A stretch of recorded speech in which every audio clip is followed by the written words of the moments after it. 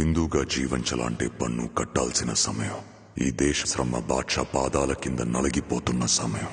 ఒక వీరుడు కోసం ప్రకృతి పురుడు పోసుకుంటున్న సమయం. గోల్కొండ నుండి 8వ వాడు బయలుదేరాడు. వాడు ప్రాణాలతో ఢిల్లీ చేరుకోకూడదు.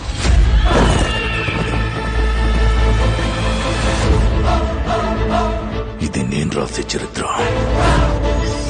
సింహాసనమా, మరణ శాసనమా? ఈ భూమి మీద ఉన్నది ఒక్కటే కోహినూర్.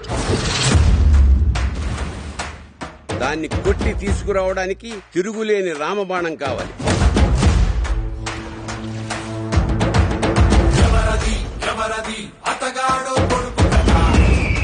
ఇప్పటిదాకా మేకల్ని తినే పులిని చూస్తుంటారు. ఇప్పుడు పులుల్ని వేటాడే బెబ్బుల్ని చూస్తారు.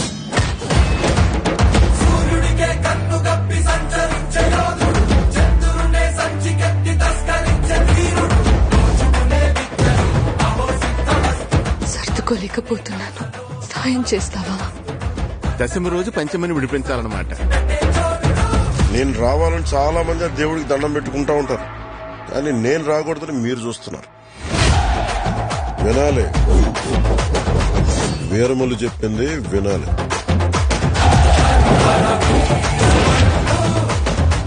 నువ్వు మా వెర్రివిస్తున్న మావయ్యవు కదూ.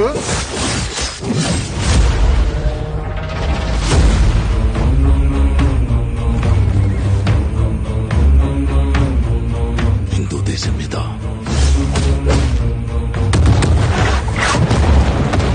పవిత్రమైన మన జెండా గర్వంగా ఎగరాలి. ప్రకృతికి ఇంకో ధర్మం ఉంది ఔరంగజేబ్.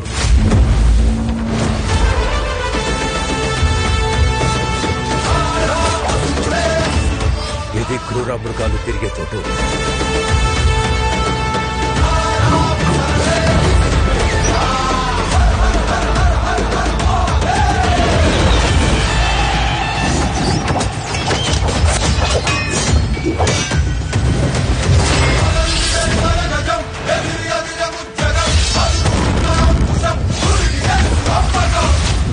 ఆంది వచ్చేసింది.